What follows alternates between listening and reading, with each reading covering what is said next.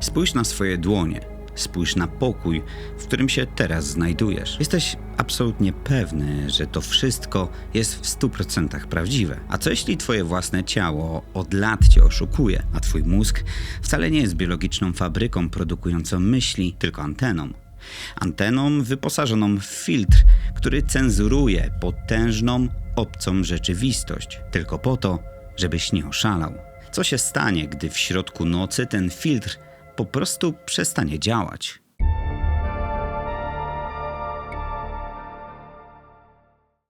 Nocny bezpiecznik.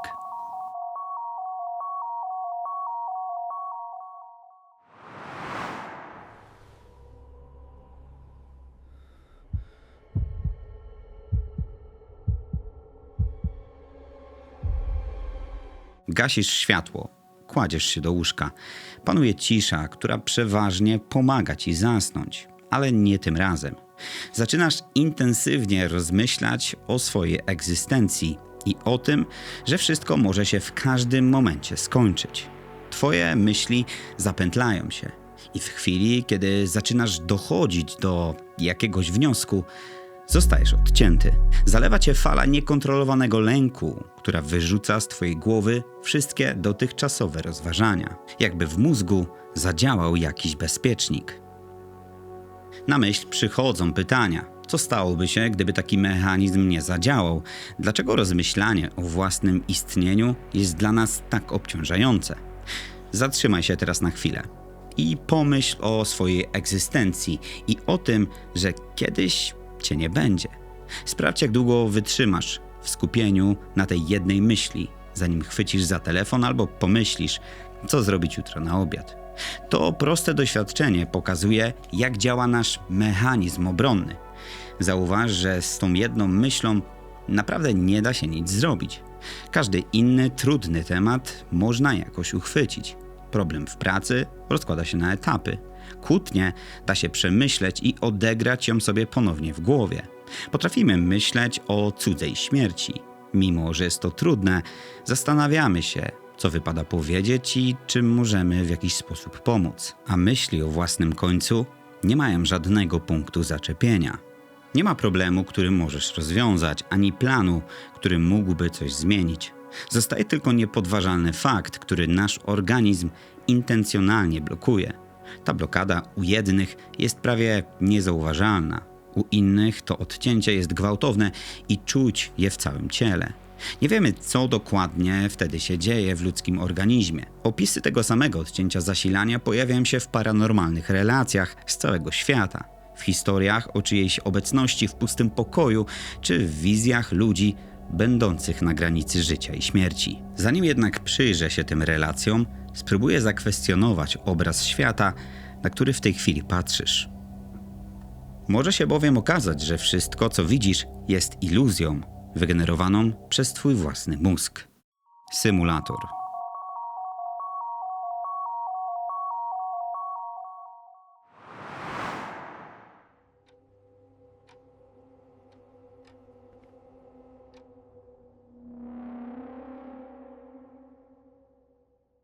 Spoglądając na swoje dłonie, na ekran smartfona czy na otaczający cię pokój, możesz założyć, że świat zewnętrzny jest rejestrowany przez twoje oczy, które dostarczają gotowy obraz, a ty oglądasz go jak film w kinie. Tyle, że oczy to nie wszystko.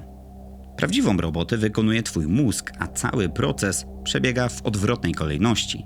Mózg nie czeka na bodźce z zewnątrz, zamiast tego z wyprzedzeniem przewiduje, co się wokół ciebie dzieje. Sygnały płynące ze zmysłów docierają zbyt wolno i są zbyt dziurawe. Gdyby mózg musiał na nich polegać i miałby komponować z nich obraz od zera, ciągle żyłbyś w przeszłości. Zjawisko to nazywane jest przetwarzaniem predykcyjnym i polega na tym, że mózg aktywnie generuje obraz rzeczywistości, zanim w ogóle dostanie pełne dane ze zmysłów. Mówiąc najprościej, to, co masz w tej chwili w głowie jako widok pokoju, to w dużej mierze symulacja stworzona od środka, do której twoje zmysły nanoszą poprawki. Tu pojawia się jednak haczyk. Gdyby ta symulacja w głowie wystarczała sama z siebie, utrata wzroku nie odbierałaby nam widzenia, a odbiera. bo mózg bezwzględnie potrzebuje danych z oczu, żeby potwierdzić, czy jego przewidywania mają cokolwiek wspólnego z prawdą. Skąd jednak mózg w ogóle wie, co ma przewidzieć? Z całej twojej przeszłości, z milionów wcześniejszych spojrzeń, dźwięków i dotyków. Przez całe życie zapisuje to, co w świecie zwykle następuje po czym i używa tej ogromnej bazy wiedzy, aby w każdej chwili odgadywać przyszłość.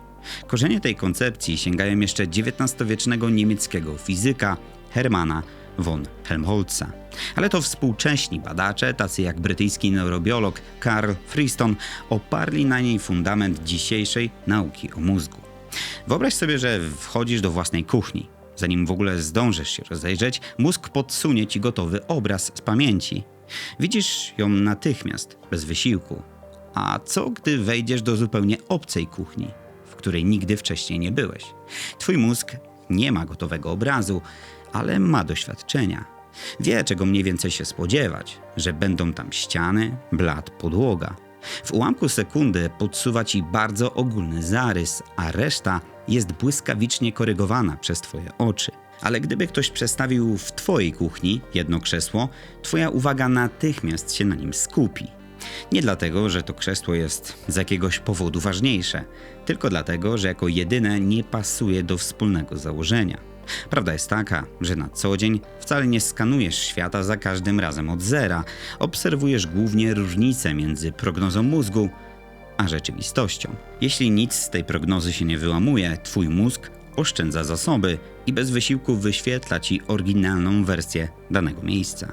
Dopiero kiedy coś nagle przestaje pasować do oryginalnej wersji rzeczywistości, dociera to do twojej świadomości i zmusza mózg do zaimplementowania aktualizacji.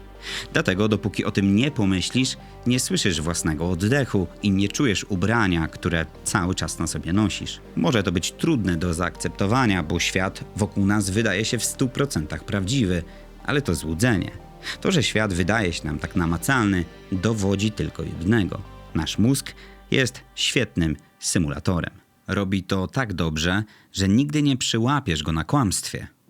Mimo że granica pomiędzy tym, co faktycznie widzisz, a tym, co twój mózg sobie dopowiada, praktycznie nie istnieje. W poprawnie funkcjonującym mózgu zmysły trzymają wyobraźnię na krótkiej smyczy, żeby ta za bardzo nie odleciała. I tu pojawia się pytanie. Co wyprodukuje mózg, jeśli zostanie z tym zgadywaniem zupełnie sam? Co dzieje się w sytuacjach, gdy bodźców z zewnątrz jest zbyt mało, aby nanieść odpowiednie poprawki? Przykładowo, tuż przed zaśnięciem człowieka otacza cisza i mrok. Zmysły pracują na zmniejszonych obrotach, w przeciwieństwie do mózgu. I to właśnie w takich chwilach ludzie często czują w pokoju czyjąś obecność, ciężki wzrok albo widzą rzeczy, których nie potrafią nazwać. Kolejną sytuacją, w której mózg traci punkt odniesienia, jest wyobrażenie, że kiedyś przestanę istnieć. Jest to prognoza, której nie da się z niczym porównać. Mózg przez całe życie sprawdza swoje założenia za pomocą zmysłów, ale w jaki sposób ma zweryfikować nicość? Nie da się tego zrobić. Mózg dostaje więc informację, w której żaden sposób nie potrafi przetworzyć. Zamiast kręcić się w kółko, woli awaryjnie odciąć zasilanie i wyrzucić tę myśl z głowy. Przetwarzanie predykcyjne pomaga zrozumieć część z tych anomalii, ale nie daje nam ostatecznych odpowiedzi. Skoro twój mózg sam generuje obraz rzeczywistości, część naukowców powie wprost. Uczucie czyjejś obecności w pokoju czy paraliżujący lęk to po prostu wariująca wyobraźnia, błąd systemu i nic więcej. Z kolei inni patrzą na to zjawisko z dużo mroczniejszej perspektywy. Zadają pytanie, a co jeśli w ciemności mózg wcale nie wymyśla tych wszystkich zjawisk, tylko po prostu przestaje przed tobą blokować to, co od zawsze tam było? Ostatecznie świat, na który w tej chwili patrzysz, to wcale nie jest obiektywna transmisja na żywo. To bardzo szybka i udana symulacja generowana w twojej głowie. Skoro wiesz już, że otaczający cię świat jest częściowo iluzją, to możesz pocieszać się, że przynajmniej twoje ciało jest czymś stałym i prawdziwym. A co gdybym powiedział ci, że poczucie bycia we własnym ciele to tylko kolejna predykcja twojego mózgu? I że twój genialny układ nerwowy można oszukać tak bardzo, że dosłownie zaczniesz panikować, obawiając się bólu w sztucznej dłoni, która leży na stole obok. tunel ego.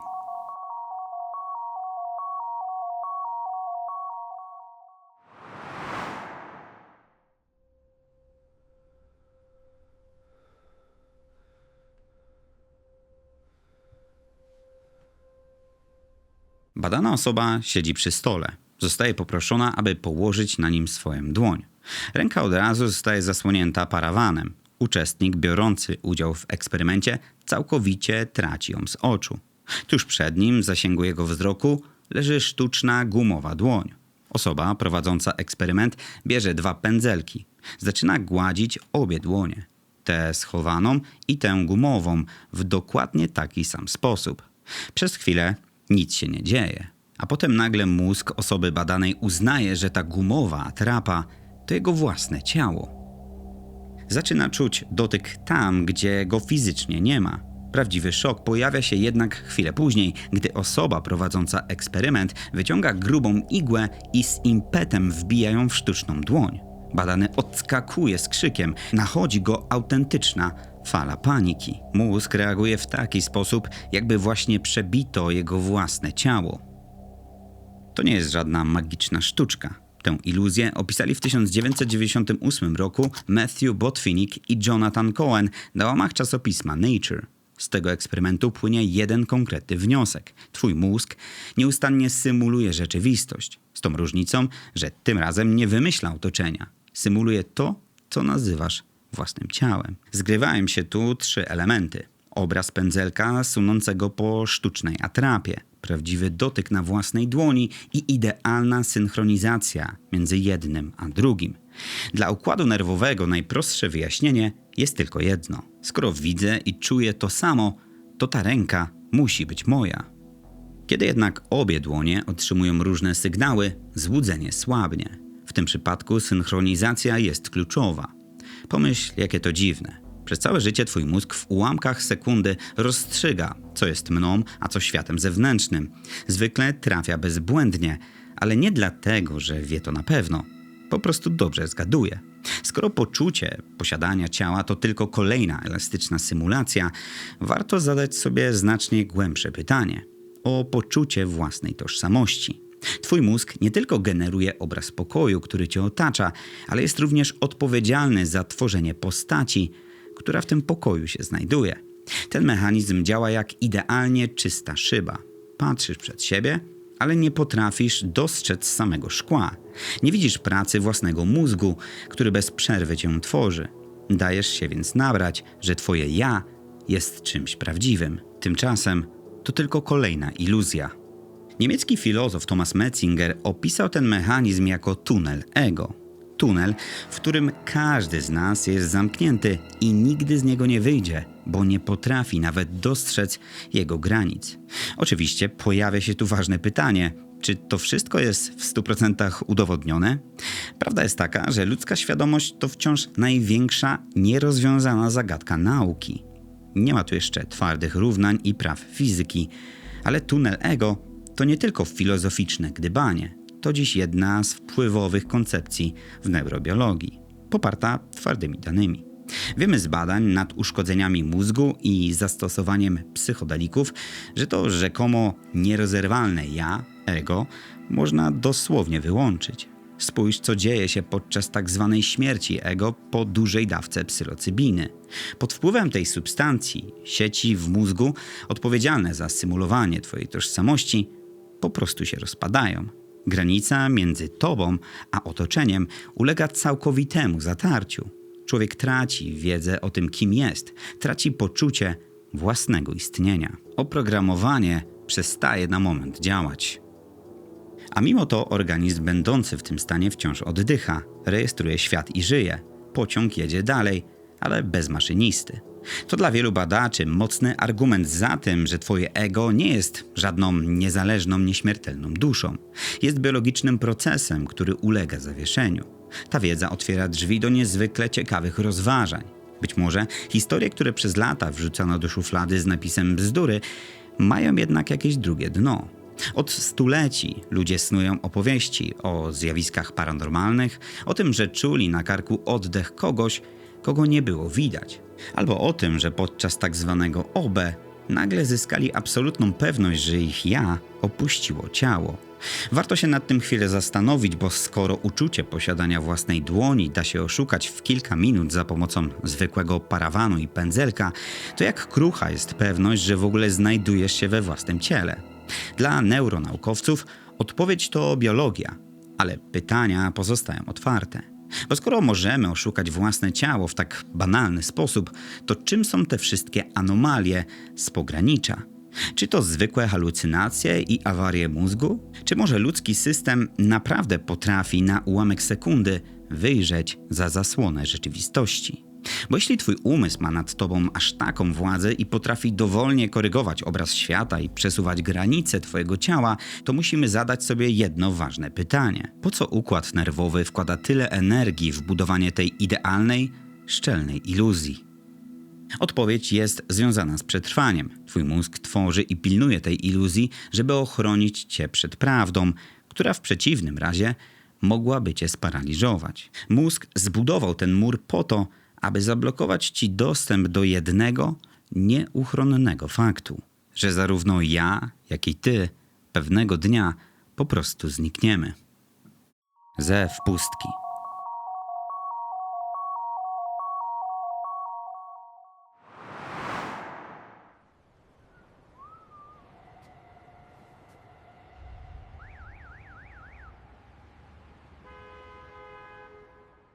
Łatwo uznać, że nagłe odcięcie myśli o swojej egzystencji przed snem to jedynie drobny tik układu nerwowego.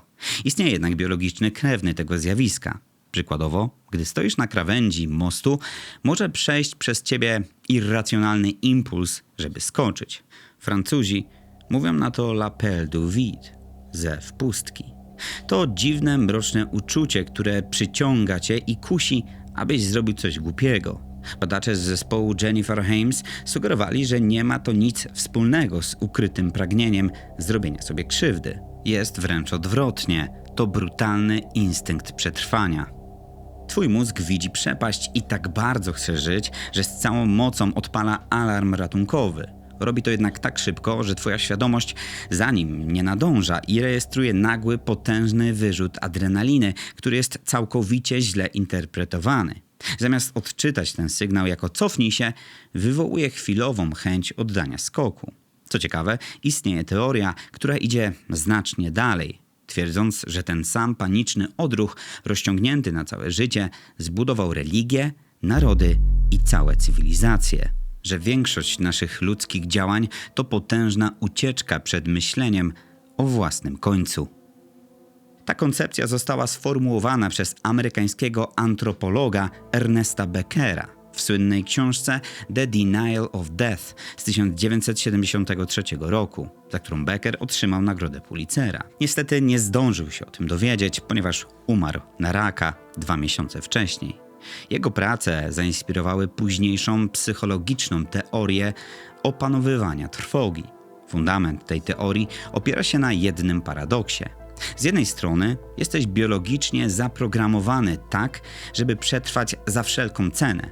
Z drugiej jesteś jedynym stworzeniem na tej planecie, które doskonale wie, że ostatecznie i tak umrze. Twój umysł nie potrafi połączyć tych dwóch faktów w logiczną całość. Świadomość, że nieuchronnie znikniesz, jest tak paraliżująca, że gdyby twój mózg bez przerwy ją rejestrował, nie byłbyś w stanie normalnie funkcjonować. Jeden z twórców współczesnej psychologii, William James, w swojej książce Odmiany doświadczenia religijnego z 1902 roku określił ten stan w bardzo trafny sposób. Mówił o robaku w rdzeniu naszego szczęścia. Chodzi o to, że w chwilach nawet największej beztroski głęboko w twojej podświadomości zawsze tkwi ten mały robak. Ta cicha, nieusuwalna świadomość, że wszystko, czego teraz doświadczasz, ma swoją datę ważności i kiedyś bezpowrotnie zniknie. A skoro tego robaka nie da się pozbyć, nasza psychika musi go przed nami ukryć. Buduje więc potężny mur. Rozłóżmy go zatem na części pierwsze. Pierwsza warstwa to twój światopogląd. Spójna opowieść, w którą wierzysz, o tym, jak urządzony jest świat i dlaczego twoje życie ma w nim w ogóle jakieś znaczenie.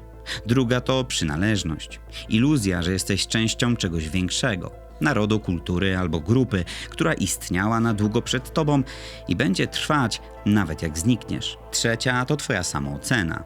Rozpaczliwa potrzeba bycia zapamiętanym i zostawienia po sobie jakiegokolwiek śladu. Religia, dzieci, budowanie reputacji, a nawet to, że tak mocno kibicujesz lokalnej drużynie piłkarskiej. Według tej teorii to wszystko są tylko mechanizmy obronne, psychologiczne bufory, które pozwalają ci nie patrzeć w stronę własnego końca. Psychika podsuwa ci coś pozornie trwalszego, coś na czym twój umysł będzie mógł się oprzeć. Żeby to zilustrować, w 1989 roku przeprowadzono eksperyment na prawdziwych sędziach w stanie Arizona w USA. Podzielono ich na dwie grupy. Każda z nich dostała do rozpatrzenia identyczną sprawę kobiety oskarżonej o prostytucję. Jedyną różnicą był fakt, że sędziów z pierwszej grupy poproszono, aby tuż przed odczytaniem akt sprawy przez chwilę wyobrazili sobie własną śmierć. Wyniki były zaskakujące. Sędziowie, którym nie zaprzątano głowy tematem śmierci, wyznaczyli kaucję w wysokości średnio $50. Z kolei ci, którym przed chwilą przypomniano o ich własnej śmiertelności, żądali przeciętnie aż $455. Różnica jest ogromna.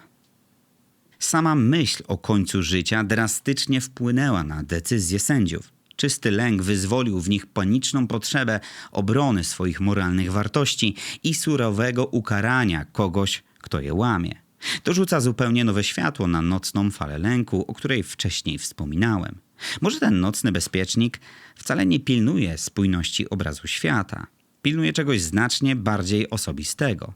A przed snem, w momencie kiedy psychiczna bariera jest naruszona, opadają zasłony, a przerażająca prawda o własnej śmiertelności staje ci prosto przed oczami. Jednak zanim twój umysł zdąży poczuć ten ciężar, mózg brutalnie odwraca twoją uwagę, zmienia temat za wszelką cenę. Zauważ, co z tego wynika. Możliwe, że cała twoja tożsamość i większość życiowych ambicji to nic innego jak nieustanna ucieczka przed tym jednym lękiem. Paradoksalnie to wcale nie jest przygnębiający wniosek. Wznosimy potężne miasta, zakładamy rodziny, piszemy książki i zaciekle bronimy własnych przekonań. Lęk przed nicością nie ma kształtu, nie jest rzeczą, którą możesz zobaczyć. Badacze religii i mitów twierdzą, że psychika robi wtedy to, co zawsze robiła z najgorszymi koszmarami. Ubiera ten abstrakcyjny strach w postać, którą wreszcie można zobaczyć. Przez wieki był to demon, upiór albo potwór z lasu. Zgodnie z tą logiką, w naszej epoce po prostu sięgnęliśmy po inną maskę, po przybysza z gwiazd, który przychodzi do nas w środku nocy. To racjonalne wyjaśnienie pozwala nam wierzyć, że kosmici to tylko wymysł naszego umysłu. To uspokajająca myśl. Zostawia nas jednak to z jednym bardzo niewygodnym pytaniem. A co jeśli to coś, co pojawia się w środku nocy, po prostu wykorzystuje moment, w którym opada nasza osłona? Lęk.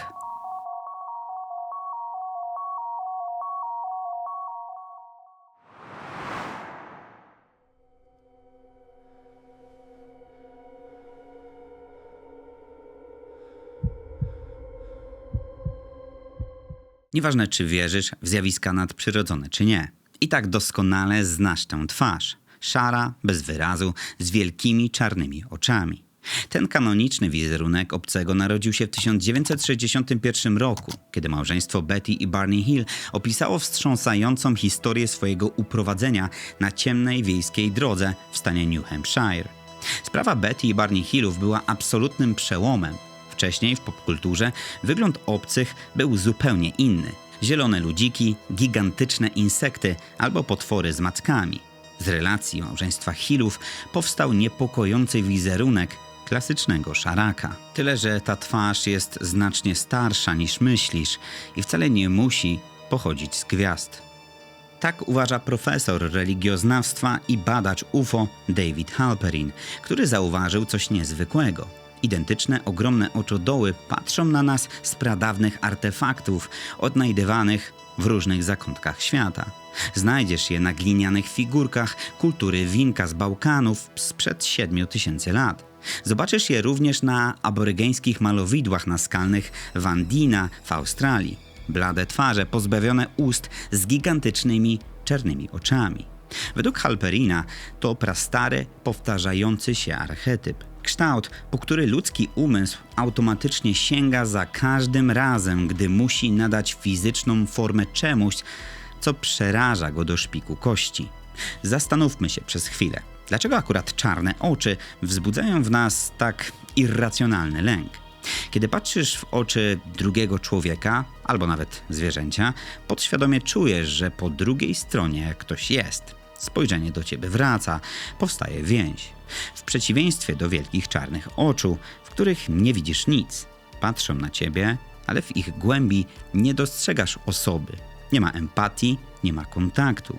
Według Halperina część współczesnej historii o porwaniach przez UFO to po prostu psychologiczna maska. Interpretuje on to zjawisko w taki sposób, że pod szarą skórą kosmity wcale nie kryje się obca cywilizacja. To ucieleśnienie naszego najstarszego, pierwotnego lęku przed śmiercią. I ponieważ boimy się nazwać ten koniec po imieniu, nasza psychika woli ubrać go w kostium przybysza z gwiazd. Być może zastanawiasz się, dlaczego w takim razie przez wieki ludzie widzieli demony, a nagle w XX wieku zaczęli widzieć statki kosmiczne. Halperin przypomina, że era UFO rozpoczęła się latem 1947 roku.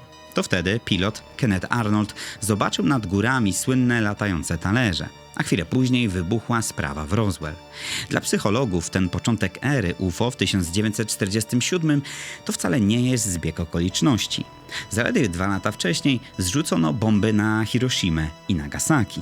Ludzkość po raz pierwszy w historii zrozumiała, że potrafi sama zniszczyć całą planetę przy pomocy technologii. Niebo, z którego wcześniej oczekiwano bogów i deszczu, stało się nagle strefą apokaliptycznego zagrożenia. Dlatego, według tej interpretacji, nasz mózg zaktualizował stare lęki. Śmierć zdjęła przebranie rogatego demona i założyła maskę pozaziemskiej inteligencji. Żeby zrozumieć ten mechanizm, przyjrzyjmy się niezwykłej historii amerykańskiego robotnika, Richarda Shavera z lat 40. XX wieku. Shaver przeżywał wtedy ciężki okres. Zmagał się z poważnymi problemami psychicznymi, miał za sobą pobyt w szpitalu psychiatrycznym i walczył z alkoholem. Na jakimś etapie mężczyzna postanowił wysłać do redakcji magazynu z tanią fantastyką obszerny list. Twierdził w nim, że pod powierzchnią Ziemi żyje okrutna, sadystyczna rasa zaawansowanych istot. Ze szczegółami opisał, jak sam stał się ich więźniem i jak rzekomo udało mu się uciec pod osłoną nocy, płynąc małą łodzią w dół mrocznej podziemnej rzeki. Zauważ, jakie obrazy pojawiają się w jego opowieści. Samotna przeprawa przez podziemną rzekę to przecież klasyczny, starożytny obraz zejścia w zaświaty i powrotu ze świata umarłych. Ten nietypowy list zapewne trafiłby do kosza, gdyby nie jeden człowiek. Ray Palmer, redaktor naczelny magazynu Amazing Stories, który wyczuł złoty interes. Wziął tekst Shavera i w 1945 roku zdecydował się go opublikować, przedstawiając go jednak czytelnikom nie jako fikcję, ale jako prawdziwą relację. Efekt był porażający. Nakład magazynu bił absolutne rekordy sprzedaży. Do redakcji zaczęły spływać tysiące listów od ludzi z całej Ameryki, którzy przysięgali, że oni również doświadczyli spotkań z tymi istotami. Nagle człowiek z problemami z dnia na dzień stał się rozchwytywanym autorem. W tej całej układance pojawia się jeszcze jeden fenomen. Równie ciekawy, co sami obcy. Faceci w czerni. W wielu relacjach ze spotkań z UFO powtarza się ten sam schemat. Niedługo po obserwacji UFO w domu świadka pojawiają się bladzi, nienaturalnie wyglądający mężczyźni w czarnych garniturach. Przeważnie ich celem jest zastraszenie świadka i wymuszenie na nim milczenia. David Halperin uważa, że nie są to ani tajni agenci, ani istoty pochodzenia pozaziemskiego. Badacz interpretuje to inaczej. Ci faceci to nasz wspólny, spersonifikowany mechanizm wyparcia. Zwróć uwagę, że dokładnie to samo dzieje się u ofiar, które zmagają się z potężną traumą. W ich głowie pojawia się wewnętrzny głos, który cicho szepcze. Nikomu o tym nie mów. Zapomnij. Zachowaj to dla siebie. Według założeń psychologii twój umysł ubiera tego wewnętrznego cenzora w czarny garnitur. W tej interpretacji nie ma nic paranormalnego. Cały spektakl, w którym udział biorą obcy i faceci w czerni, rozgrywa się w ludzkiej głowie. Dla wielu badaczy sprawa jest więc prosta. Mózg to potężny organ, potrafiący wygenerować najczarniejsze scenariusze. Tylko skąd pewność, że to mózg jest odpowiedzialny za te wszystkie wizje? A co jeśli wykraczające poza ludzkie pojęcia doświadczenia wcale nie powstają wewnątrz naszej czaszki, a nasz układ nerwowy próbuje po prostu przetłumaczyć sygnał, który do niego dociera z zewnątrz? Antena.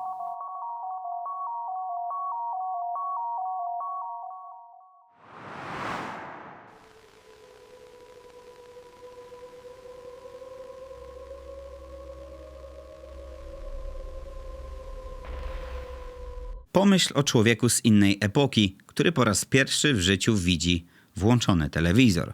Zafascynowany spektaklem na ekranie, postanawia rozkręcić to dziwne pudło i zajrzeć do środka w poszukiwaniu małych aktorów. Ale kiedy zobaczy procesor i układy scalone, dojdzie do jedynego logicznego wniosku. Ten obraz musi jakoś powstawać w widocznych podzespołach. Jest to oczywiście błąd, ponieważ obraz przychodzi z zewnątrz. Telewizor to tylko odbiornik, który odbiera ukryty sygnał. Z ludzkim mózgiem i świadomością możemy od lat popełniać dokładnie ten sam błąd. Na tym właśnie polega koncepcja znana jako teoria filtru. Część współczesnej nauki przyjmuje dzisiaj bardzo prosty model. Badając nasz układ nerwowy, analizuje neurony, sygnały elektryczne oraz chemię i dochodzi do wniosku, że to właśnie z tej fizycznej tkanki powstaje nasza świadomość. W tym ujęciu mózg to po prostu biologiczna fabryka, która sama produkuje wszystkie twoje myśli. Ale co jeśli jesteśmy w błędzie? Teoria filtru wywraca ten schemat do góry nogami. Zakłada, że mózg wcale nie wytwarza świadomości. Zgodnie z tą koncepcją otacza nas uniwersalne pole świadomości, a układ nerwowy jest tylko filtrem, który redukuje tę rzeczywistość wyłącznie po to, abyśmy nie oszaleli od nadmiaru bodźców i potrafili zwyczajnie przetrwać na Ziemi. I wcale nie jest to jakiś nowy wymysł. Już na przełomie wieków myśliciele tacy jak William James oraz francuski filozof i noblista Henri Bergson sugerowali, że mózg jedynie transmituje sygnał. Działa jak pryzmat, który potrafi rozszczepić światło, ale sam z siebie go nie tworzy. Kilkadziesiąt lat później ten motyw opisał brytyjski pisarz i filozof Aldous Huxley. W swoim eseju Drzwi percepcji nazwał ludzki mózg zaworem redukcyjnym. Huxley uważał, że jeśli uda ci się w jakiś sposób odkręcić ten biologiczny zawór, wpuścisz do głowy znacznie potężniejszą rzeczywistość.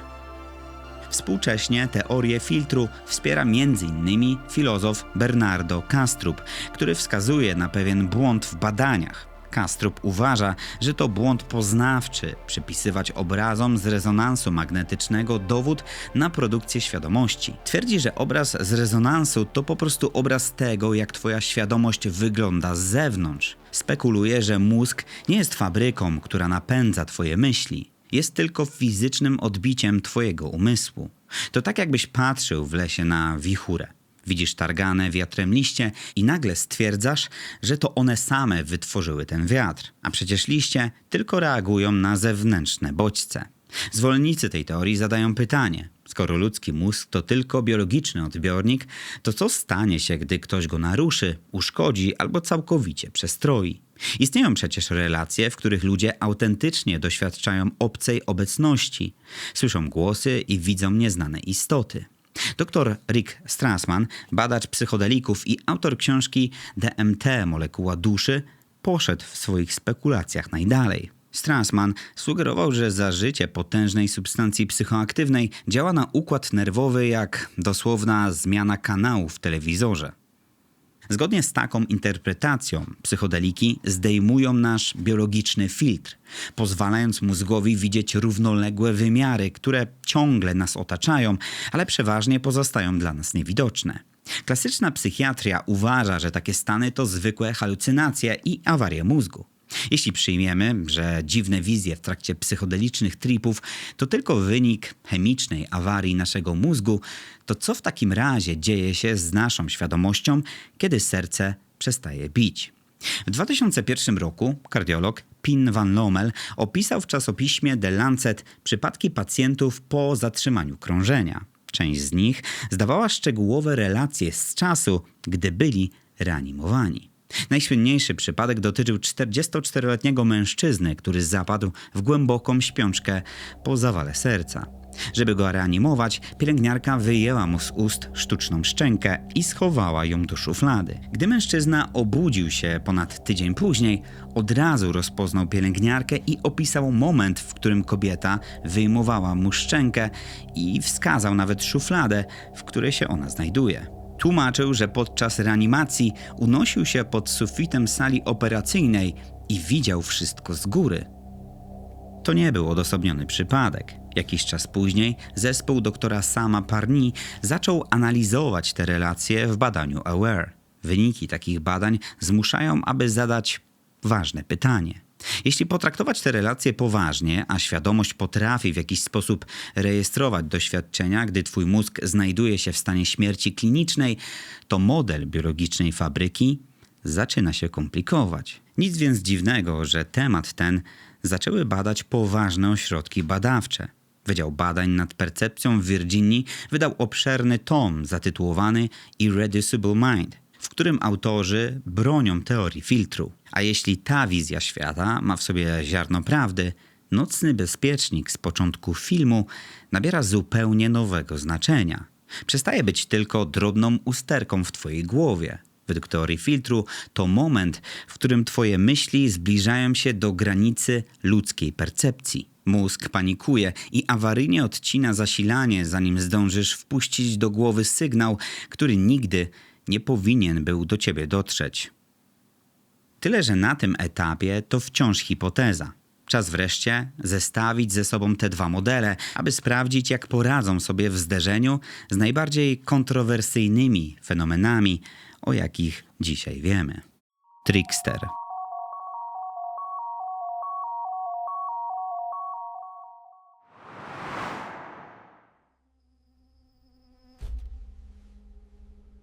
Co się stało? Nie mam pojęcia. Badacze zjawisk nadprzyrodzonych od lat zderzają się z pewnym bardzo konkretnym problemem. Im mocniej próbujesz złapać dany fenomen, zmierzyć go i zamknąć w sterylnym laboratorium, tym bardziej wymyka się on spod kontroli. Twardy dowód nagle wyparowuje. Dyktafon psuje się w najważniejszym momencie. Doskonale znają to naukowcy badający rancho Skinwalkera. Badacze narzekali, że niewidzialna siła potrafi fizycznie odłączyć kable od kamer monitoringu w ułamek sekundy przed tym, gdy sprzęt mógł potencjalnie zarejestrować dowód. Jako pierwszy głośno powiedział o tym badacz UFO i naukowiec Jacques Vallée. Zauważył, że to zjawisko zachowuje się absurdalnie i jakby celowo drwi z naszych narzędzi pomiarowych. Socjolog George P. Hansen, aby to wyjaśnić, zapożyczył z dawnych wierzeń archetyp trickstera, czyli mitycznego bóstwa oszusta, którego głównym celem jest łamanie zasad i sianie chaosu. W swojej książce z 2001 roku zatytułowanej The Trickster and the Paranormal, Hansen argumentował, że te niewytłumaczalne anomalie trzeba badać właśnie przez pryzmat tego starożytnego mitu. Te nieuchwytne incydenty po prostu wymykają się tradycyjnej nauce. Dlatego, kiedy badacze próbują zamknąć je w laboratoriach, często kończy się to kompromitacją. Przykładem tego może być projekt Stargate. Przez 20 lat amerykańska CIA i naukowcy ze Stanford Research Institute próbowali zaprząc tzw. zdalne widzenie do wojskowego szpiegowania. Kiedy w afrykańskiej dżungli rozbił się sowiecki bombowiec Tu-22, a amerykańskie satelity szpiegowskie nie potrafiły go namierzyć, osoba obdarzona, rzekomo darem zdalnego widzenia, podała koordynaty zaginionego bombowca. Tę historię publicznie komentował sam prezydent USA Jimmy Carter. Tyle, że po tak niezwykłym epizodzie ci sami badani nie potrafili wskazać kolejnych koordynatów. Według koncepcji Hansena być może to nie badani oszukiwali naukowców z CIA. Tylko sam fenomen celowo drwił z jakichkolwiek prób jego okiełznania. Brak powtarzalności zniszczył ten projekt od środka. Zamiast przynieść twardą wiedzę, wywołał spory między badaczami, a całe przedsięwzięcie zamknięto. Trickster mógł dać im namiastkę czegoś nieprawdopodobnego tylko po to, żeby ostatecznie zasiać chaos. Ten sam mechanizm, czy też nieuchwytna siła uderzyła w karierę wybitnego profesora psychiatrii na Uniwersytecie Harvarda, Johna E. Macka. Mack zaczął na poważnie badać ludzi, którzy twierdzili, że zostali porwani przez obcych. Doszedł on do kontrowersyjnego wniosku, że pacjenci naprawdę doświadczyli spotkania z czymś obcym. Tyle, że to coś nie przyleciało z kosmosu, lecz z jakiejś równoległej, nieuchwytnej przestrzeni. Harvard nie był zadowolony. Dziekan medycyny powołał komisję, której celem było podważenie kompetencji Macka. I choć Mack ostatecznie obronił posadę, znaczna część środowiska naukowego odwróciła się od niego. W 2011 roku Daryl Bem, szanowany profesor z Cornell University, opublikował pracę w prestiżowym czasopiśmie, w którym przedstawił eksperymenty z wyczuwaniem przyszłości. Haczyk polegał na tym, że komputer decydował o wyświetleniu obrazka zaraz po tym, jak student dokonał już swojego wyboru. Wyniki miały sugerować, że ludzkie ciało potrafi wyczuć wydarzenia z przyszłości. Inne laboratoria próbowały powtórzyć ten eksperyment i nikt nie był w stanie tego zrobić. Zjawisko po prostu zniknęło. Oficjalne stanowisko było bezlitosne. Bem popełnił błędy metodologiczne i statystyczne. Podobnie było w przypadku brytyjskiego biologa Ruperta Sheldrake'a, który naraził się establishmentowi naukowemu, postanawiając badać uczucie bycia obserwowanym. Kiedy zaproponował kontrowersyjną teorię rezonansu morficznego, redaktor naczelny Nature napisał o jego książce wprost: tę książkę należy spalić. Można zrzucać winę na mitycznego trickstera, ale to, że czegoś nie da się udowodnić empirycznie, nie oznacza, że jest to realne. Brak dowodu to po prostu brak dowodu. Zamiast więc ślepo wierzyć w istnienie trickstera, spróbujmy wziąć najdziwniejsze fenomeny i sprawdzić, jak można je wytłumaczyć przy pomocy dwóch modeli: biologicznej fabryki i anteny. Relacje z porwań bywają straszne, ale często są kompletnie bezsensowne. Istoty robią rzeczy bez ładu. Całość ma logikę snu. Przykładem jest stara sprawa Joe Simontona, do którego rzekomo przylecieli obcy w statku kosmicznym i poprosili go o wiadro wody, a w zamian usmażyli mu naleśniki. Model fabryki czuje się tu jak u siebie w domu i mówi wprost: to wygląda jak absurdalny sen, bo to jest sen. Mózg produkuje te dziwne wizje z przypadkowych strzępków pamięci. Model anteny sugeruje jednak coś zupełnie innego. Jeśli przez nasz biologiczny filtr naprawdę przebija się sygnał z obcej rzeczywistości, która nie mieści się w ludzkiej głowie, to z definicji musi to wyglądać dla nas jak absurd i bezsens. Brytyjski badacz Patrick Harpur w książce Daimonic Reality nazywa to rzeczywistością daimoniczną. Według jego interpretacji to wciąż te same dawne demony, które muszą po prostu przebierać się za kosmitów, żeby w nowoczesnym świecie w ogóle do nas dotrzeć. Inny przykład podaje profesor Diana Walsh-Pasulka, która zauważyła, że inżynierowie w Dolinie Krzemowej rzadko mówią o swoich odkryciach „wymyśliłem to”. Zamiast tego twierdzą, że pomysły są pobierane w formie gotowych schematów z jakiejś zewnętrznej bazy. Traktują swój mózg jak antenę i celowo odcinają się od bodźców, żeby złapać ten sygnał. Pasulka przypomina, że dawniej tak samo opisywano natchnienie. Tyle, że dziś nowoczesny filtr odrzuca bóstwa, a na ich miejsce podstawia chmurę danych. I tu dochodzimy do sedna. Biologiczna fabryka daje nam racjonalny spokój, bo mówi, że za ten cały bezsens odpowiada układ nerwowy. Z kolei antena daje nam fascynującą tajemnicę, ale zmusza do wiary w sygnał, którego istnienia nikt jeszcze nie udowodnił. Teraz wróćmy do początku, do ciemnego pokoju, w którym leżysz i rozmyślasz o własnej egzystencji, kiedy nagle nachodzi cię fala nieopisanego lęku. Opcje.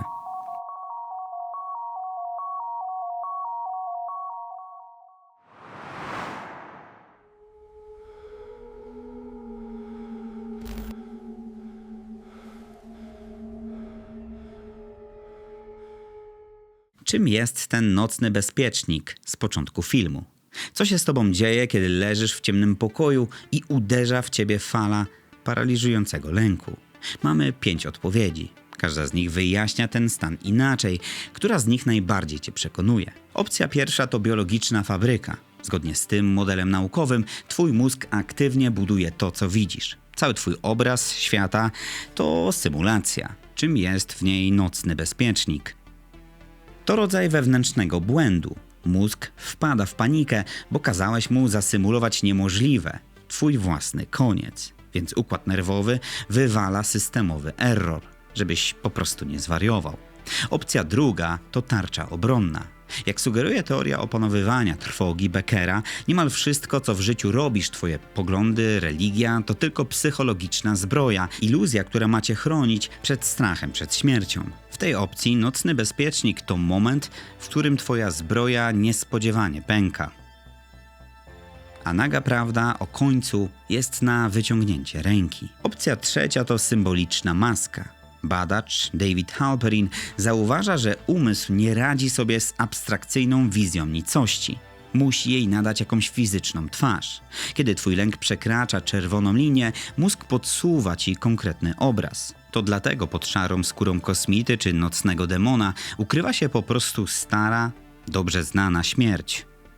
Opcja czwarta traktuje twój mózg jako antenę i według tej hipotezy mózg wcale nie produkuje świadomości, tylko ją agresywnie filtruje, abyś przetrwał na ziemi. W tym ujęciu nocny bezpiecznik to chwila, w której docierasz do samej ściany. Podchodzisz na skraj tego, co twój własny filtr jest w stanie zablokować. Ostatnią opcją jest rzeczywistość daimoniczna. To najbardziej kontrowersyjna i najmroczniejsza interpretacja. W tej wersji uciekające fenomeny z pogranicza nakładają się na nasz świat, a nocny bezpiecznik to wcale nie jest błąd symulatora. Jest prymitywnym zwierzęcym alarmem, który uderza prosto w układ nerwowy i informuje cię, że coś obcego z tamtej strony właśnie zaczęło cię obserwować. Ostatecznie nieważne, w co uwierzysz, bo kiedy w nocy zgasisz światło, ten bezpiecznik zawsze będzie z tobą. Dzięki za oglądanie, komentowanie, no i lajkowanie moich filmów. Szczególne podziękowania dla osób wspierających. Wielkie dzięki.